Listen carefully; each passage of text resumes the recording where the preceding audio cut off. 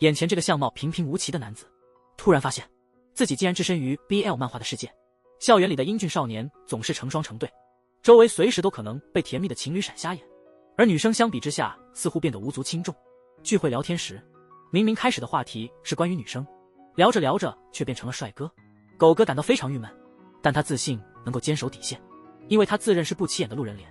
万万没想到，同样不起眼的弟弟却被表白了，对象还是一个英俊的帅哥。狗哥不敢相信，劝他保持清醒。回到房间的狗哥翻阅起 BL 漫画，突然发现了其中的玄机。大多数漫画的主角都是平凡男子，多数都是男女通杀，高富帅爱上平凡男子的故事更是屡见不鲜，而他正是这样的平凡男子。狗哥百思不得其解，但当他看到让老妈泪流不止的偶像剧时，他突然明白了，这和偶像剧一样，高富帅总是爱上平凡的女孩，平凡的男子更容易让人产生共鸣。狗哥开始慌了，他觉得自己可能无法幸免。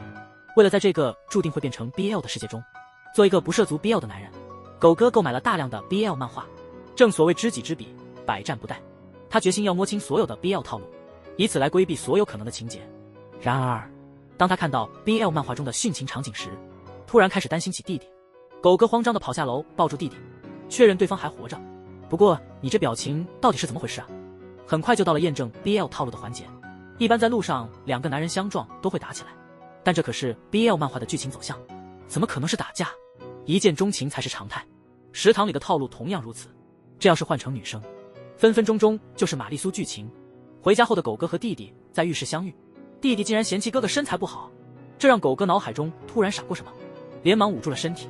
天啊，这是什么发展？难道要上演兄弟情深？第二天，狗哥像往常一样松了口气。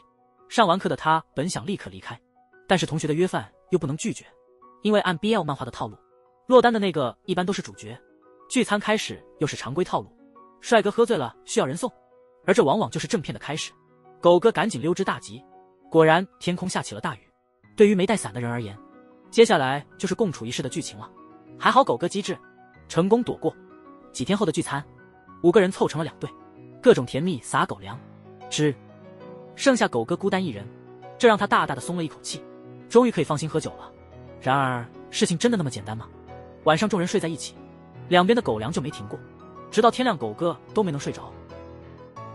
为了不被必要腐蚀，狗哥拼命远离男生，可是千防万防没能防住弟弟。弟弟要带朋友来家里，前2个看上去比较普通，一看就是路人角色，可接下来这位就不得了了，一头黄毛不说，开场竟然还自带红玫瑰，这简直要闪瞎眼。慢慢的，狗哥发现弟弟这是3角关系啊。正当他感叹对方不过是 BL 漫画中的炮灰时，狗哥再次发现了滑点。好家伙，这哪里是3角关系啊，这特么是4角关系好不好？就在他觉得弟弟已经陷入 BL 世界无法挽回之时，黄毛发现了院子里的狗哥，他一把将其拽进了屋里。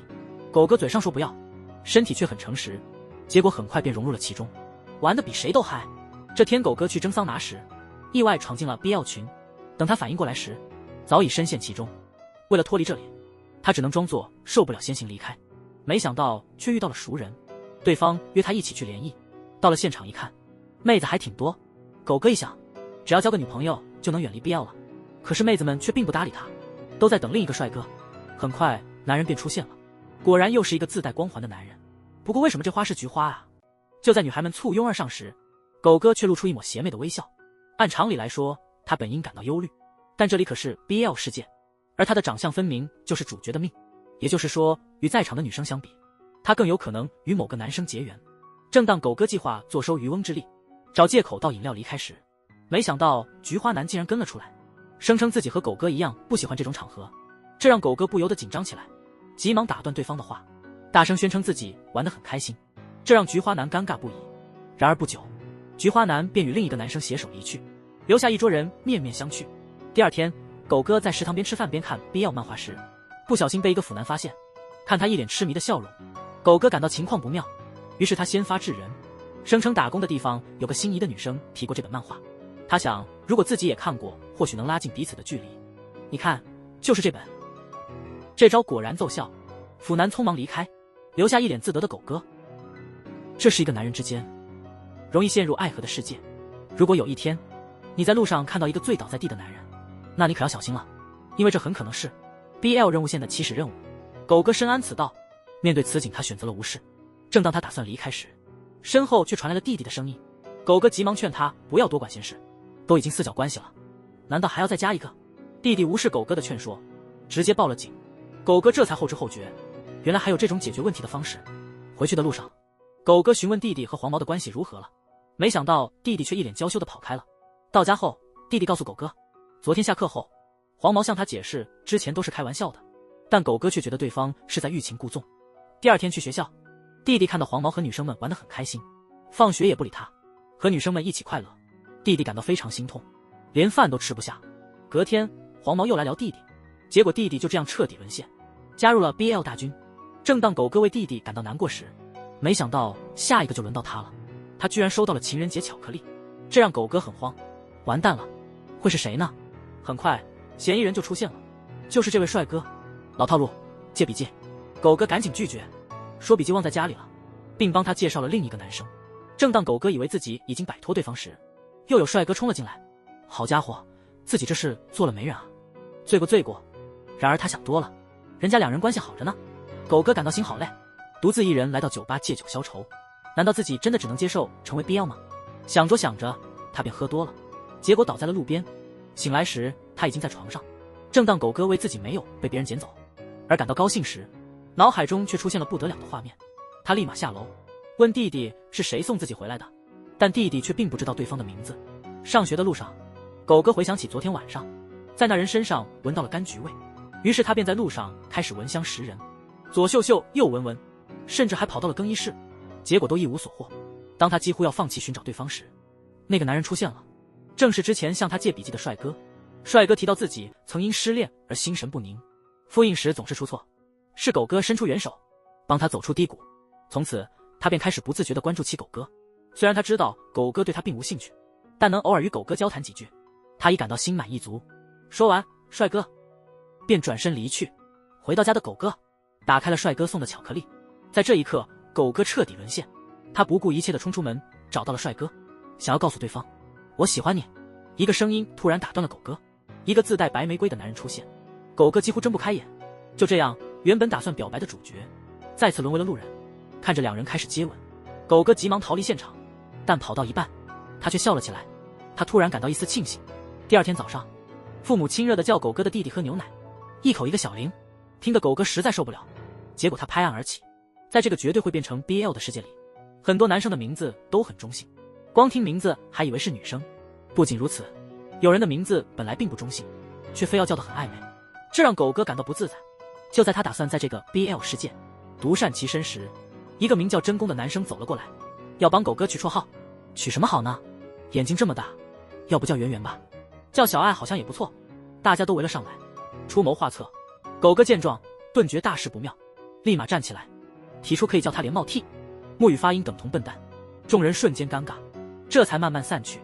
回到家后，狗哥突然从空气中嗅到一丝熟悉的气味，转头一看，才发现是弟弟和自带红玫瑰的同学东条。相对而言，旁边这位名叫小南的则完全没有光芒，就像一个反向电灯泡。东条很贴心的给大家买了蛋糕，一人一块。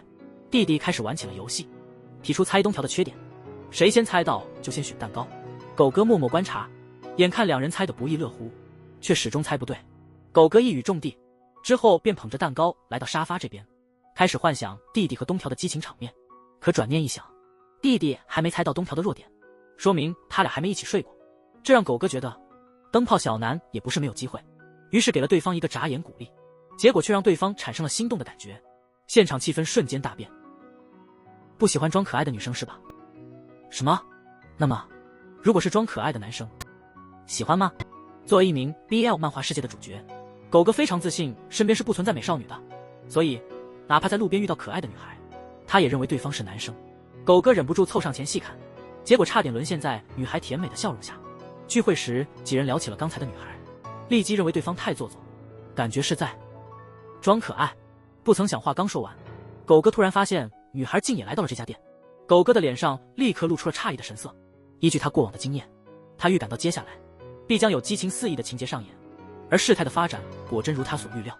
第二天上学时，立即发现学生证不翼而飞，一名男生及时出现将证件交还。仔细观察后，他才意识到眼前的男生竟是昨日遇见的美丽女孩，周围的人仍旧一头雾水，而狗哥却已洞悉了事情的真相。原来在昨晚他们离去之后，女孩直接带走了利基，随即两人便展开了一场充满激情的对话。果不其然，在狗哥的周围似乎从不会出现普通的女生。作为国立 BL 大学的一员，狗哥的日常生活便是目睹男生间的争吵与和解。他暗自庆幸，至今自己仍未沦陷于这个 BL 的世界。母亲突然来电，因为沉迷于 CP 组合无法自拔，只能劳烦狗哥帮忙采购一些物品。途中他偶遇弟弟的同学东条，对方热心协助，两人一同回家后，弟弟见到东条脸色却突然变得冷淡，原来他们正处于冷战之中。东条只得尴尬地离开，狗哥劝说弟弟不要等到失去后才感到后悔。弟弟听从了他的建议，立刻出门寻找东条，一言不合便开始亲吻，两人随即和好如初。对于曾经喜欢过的人，若失忆之后，是否还会重新萌生爱意？为了避免与小猫的接触，狗哥不慎从楼梯上跌落，伤及腿部。住院期间，他发现隔壁床的病患是一名高中生，对方的言语和行为显得有些异常。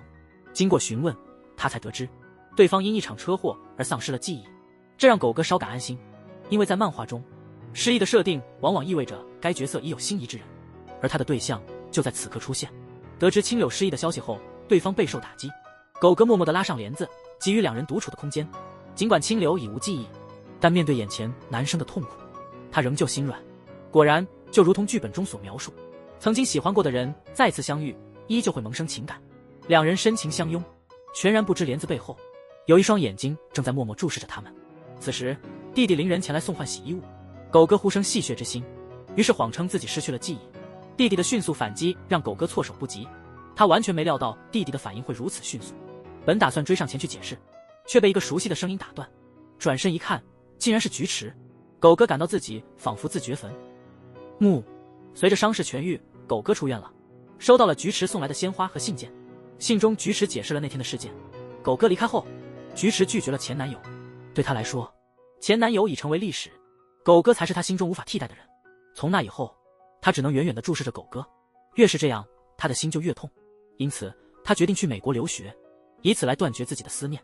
狗哥读完信后，不禁感到一阵失落，回想起菊池身后那满屏的花朵，狗哥心中突然涌起一阵疼痛。他没有时间深思，立刻开始四处寻找菊池，但最终还是未能找到他。就在狗哥失望至极，坐在地上时，菊池的前男友再次出现，告诉了狗哥菊池的登机时间。狗哥听后立刻赶往机场，在那里见到了菊池。在菊池的深情表白下，狗哥不再犹豫，主动亲吻了菊池。曾誓言绝不成为 BL 中的男人，最终还是沦陷在这个必将成为 BL 的世界。就在狗哥即将彻底沉沦之时，作者给了他一次重来的机会，强行拆解了他的 CP 组合，将菊池送往了美国。狗哥回过神来，意识到自己又一次巧妙避开了 BL 事件，他兴奋得如同二哈一般，开启了狂欢模式。回到家后，狗哥开始锻炼身体，因为之前他已遭遇过各种 BL 情节，为了避免直接接触，哪怕是偶然的摔倒也必须避免。狗哥运用他那经过2年半磨练的灵活身手，瞬间完成了自救，这让前来捡球的小哥感到非常遗憾。然而狗哥能避开陌生人，却避不开自己的伙伴。聚会时，狗哥试图找借口离开，但同伴们并不愿意放过他，狗哥只得装傻充愣，用他那糟糕的演技，坚信只要自己不尴尬，尴尬的就是别人。同伴们看到这情景，只好将注意力转移到其他人身上。就这样，狗哥再次目睹了新的 BL 关系的诞生。随着万圣节的临近，学校举办了化妆舞会，有男生为了吸引眼球，选择装扮成护士。然而，有同样想法的不止他一个。撞衫并不可怕，可怕的是谁更尴尬。就在这时，众人突然被一个装扮成小红帽的男生吸引。狗哥仔细一看，才发现竟是弟弟林人，而与弟弟组成 CP 的，依旧是那个总是手捧红玫瑰的男人。这画面太过美丽，狗哥感到有些承受不住。正当他瘫坐下来时，一位穿着黑色丝袜和渔网装的医生出现在他面前。狗哥的心跳瞬间加速，为了避免陷入这个必将成为 BL 的局面，狗哥急忙逃离现场，留下那位男生一脸的失落和茫然。在他以为自己已经成功打破了 BL 的套路时，没想到第二天在学校却看到了令人震惊的一幕。昨天那位男生竟然拿着他不慎遗留在现场的道具，在学校里四处寻找他。好家伙，这简直是灰姑娘遗失水晶鞋的翻版。狗哥看到这一幕彻底无语。在日本，不仅能在路边捡到等待救赎的少女，有时甚至还能捡到等待救赎的少年。作为 BL 漫画世界的主角，狗哥拥有超乎常人的嗅觉，每天早晨醒来的第一件事就是猜测当天的早餐会是什么。弟弟认为狗哥将来可以成为一名警犬，父母也觉得这个主意不错，就连狗哥本人也觉得可行。来到学校，校园里到处弥漫着浓厚的 BL 气息，甚至连吃饭时都能目睹新鲜的 BL 场景。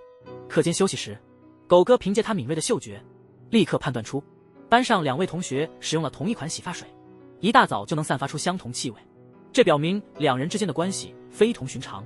狗哥不知道的是，当他在推测别人的关系时，别人也在猜测他的 BL 身份。只因为他偷偷使用了弟弟的限量版洗发水，拥有相同气味的男生竟然主动上前，想要和他成为朋友。为了避免情况进一步恶化，狗哥迅速逃离现场。但在这个 BL 漫画的世界里，哪里有什么真正安全的地方？狗哥只是去食堂打个饭，就收到了帅气大叔投来的媚眼。回家的路上更是差点捡到等待救赎的少年。就在他以为自己再次逃过一劫时，没想到却收到了一个高中生的表白。当狗哥疑惑对方是谁时，男生开始倾诉对他的思念。简而言之，中学时代的狗哥曾帮助过还是小学生的男生，使得对方从那时起就喜欢上了狗哥。这真是太魔幻了。更魔幻的是，对方居然还是弟弟的同学。作为在学校里极具人气的男生，齐野和东条一样备受欢迎，经常有女生主动向他表白，但他都一一拒绝了。狗哥有些慌张，为了避免自己陷入 BL 的漩涡，他决定开启丘比特模式，帮忙牵线搭桥。回到家后，狗哥发现弟弟带着齐野和新同学回家玩耍，他立刻感到兴奋不已，提议2位何不直接交往，却被对方及时制止。结果发现自己被当场反驳。幸运的是，这一切都只是幻想。狗哥决定暂时保持观望，先偷偷听他们的谈话。听到他们讨论齐野的长发问题，狗哥决定暗中助一臂之力。然而当他以为计划即将成功时，再次见面时齐野依旧如故，只是与他同行的文哉却换了新发型，这让狗哥感到非常郁闷。男人因为与未成年人交往，结果被警方逮捕，为什么要诱骗未成年人？还是监狱最适合你这种人？实际上这一切都只是齐野的幻想。为了防止这种情况发生，他请求狗哥等他3年，然后2人擦肩而过。狗哥本想打消对方的念头，但作为一名只会吃零食打游戏的大学生，又怎么可能追得上一个健康的高中生？只能无奈的扶腰喘息。为了切断所有可能，狗哥回家后开始复习 BL 漫画。但在这个连舞台剧都是男男搭配的世界，哪里是那么容易逃避的？一场雨，一把伞，就能上演一场共处一室的戏码。狗哥很好奇，弟弟和东条恋爱的起点是什么？弟弟还没来得及回答，狗哥的脑海中已经开始播放小剧场，这让他情不自禁地开始颤抖。就在这时，门铃突然响起，弟弟前去开门，来人竟是东条。真是说曹操，曹操到。东条解答了狗哥的疑惑，他和邻人的邂逅，只是因为在小卖部买东西时，同时伸手去拿最后的布丁。多么简单而朴实的恋爱开端。狗哥瞬间感到自己被打脸，生活还得继续。狗哥努力降低自己的存在感，只想独自享受美好。然而作为这部漫画的主角，无论何时他总是那么引人注目。狗哥突然被拉去当群众演员，原本以为只是一场普通的路人戏，却发现这部戏的主角竟然是齐野。恰好此时另一位主角因身体不适去了医院。就在导演一筹莫展之际，突然发现了身后的2人。导演立刻来了灵感，于是狗哥从群众演员瞬间变成了主角。虽然嘴上说着不愿意，但身体却很诚实。就在狗哥心乱如麻的时候，菊池突然出现。好家伙，这已经超越了普通的 BL 范畴。3人立刻陷入了情感的漩涡。狗哥回家后向弟弟求教，结果非但没有得到答案，反而被喂了一嘴狗粮。第2天出门时，狗哥不断提醒自己只是个路人，然而作者却又给了他一个巨大的挑战。2位对他有好感的男生同时出现。就在狗哥快要被满屏的爱意压垮时，故事的第3季又落下了帷幕。让我们一口气看完今年最清新的高分 BL 剧，仿佛前2集的清新气息依旧。他明明是个男生，却拥有比女生还要美丽的长发。男生们嘲笑他是个怪胎，他却从未考虑过剪去长发。不仅如此，他还喜欢在夜深人静时偷用妈妈的口红给自己化妆。化妆后的他对自己的形象非常满意，甚至觉得自己如果再做个大波浪卷发，就能比班上所有女生都更漂亮。这个男孩名叫三岛，从小就知道自己与其他男生不同。他那头长发在学校里格外引人注目，男同学们认为他不正常，经常嘲笑他的性取向，欺负他，排挤他。三岛却从不把这些放在心上。然而三岛越是不在意，他们对三岛的不满就越深。于是在某个放学后，足球队长同意带着几个人将三岛绑到了器材室，打算剪掉他那头令人厌恶的长发。桐野声称自己最讨厌没有男子气概的人，一边说着，一边狠狠地用足球踢向三岛。三岛有些愤怒地瞪着桐野，其他3人则兴奋地起哄。就在他们准备剪掉三岛的长发时，外面突然传来了巡逻老师的声音。为了避免被老师发现他们欺负三岛，桐野只好给三岛松绑，并威胁他不得告状。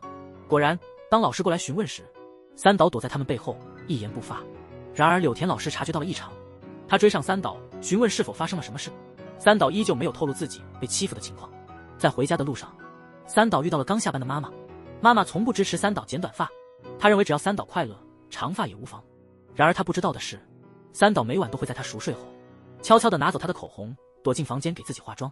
化妆完毕后，她会静静地欣赏自己的妆容，觉得自己非常可爱，甚至比班上的女生还要可爱。三岛觉得，正是有了这个像镇静剂一样的变身时刻，他才能平静地面对生活中的一切。三岛非常珍视自己的长发。然而第二天，桐野和那些同学再次将三岛带到器材室，继续他们昨晚未完成的事情。梦叶同学首先动手，剪掉了三岛的第一缕头发。三岛心痛不已，默默祈求他们不要再剪了，如果再剪下去，他就无法再变身了。但梦叶毫不留情，将他的头发剪到了肩膀。桐野却说还没结束，他走到三岛面前，拿起剪刀，利落地将三岛的头发剪得更短。最后，三岛心灰意冷地回了家。出乎他意料的是，妈妈一开口就称赞三岛的新发型非常棒。三岛站在镜子前，惊讶地发现，他原本以为会被剪得乱七八糟的头发，现在看来竟然比之前更加可爱。这位理发师真是有品味。他回想起最后为他剪发的是桐野，顿时恍然大悟，桐野这是特意为他剪了一个更合适的发型。三岛突然觉得桐野或许并非有意欺负他。路过足球场时，三岛甚至想要对桐野说一声谢谢。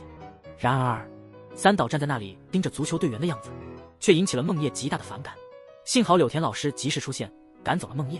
他注意到三岛换了新发型，称赞道：“你的新发型非常可爱哦。”三岛欣喜若狂，这已是他收到的第2份赞美。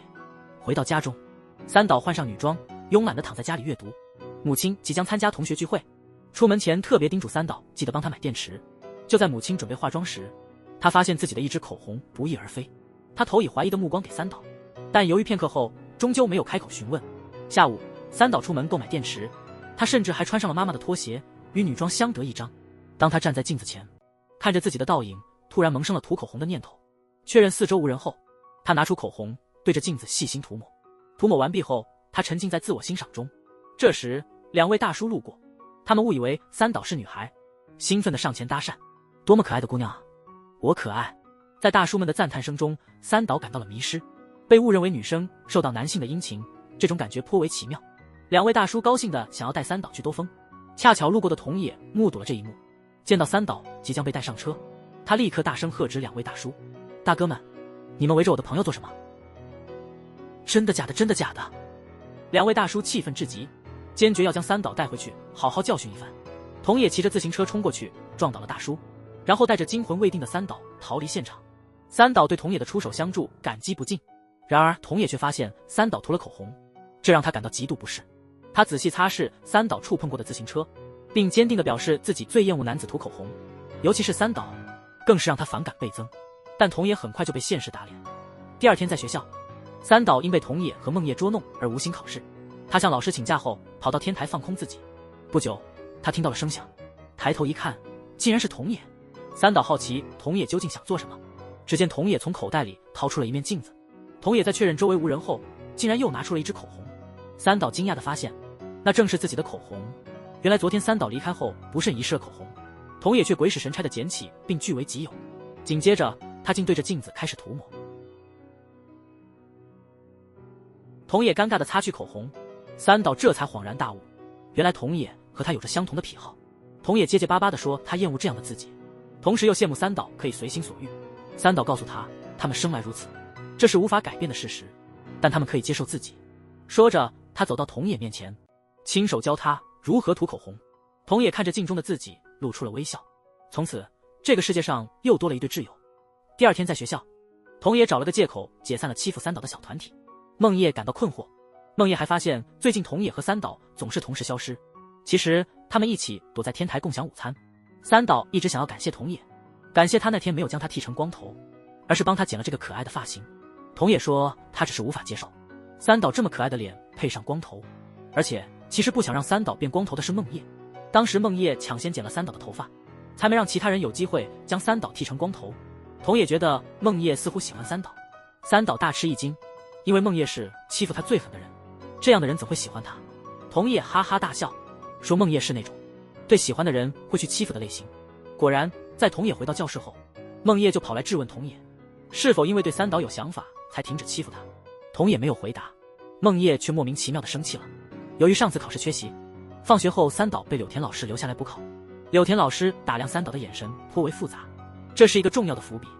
第二天午餐时间，两人再次来到天台放松。桐野坚信梦叶绝对喜欢三岛，三岛却表示自己对梦叶不感兴趣，他喜欢的是体育老师江户川那种硬汉。桐野震惊，这是他万万没想到的。不过他也很喜欢江户川老师。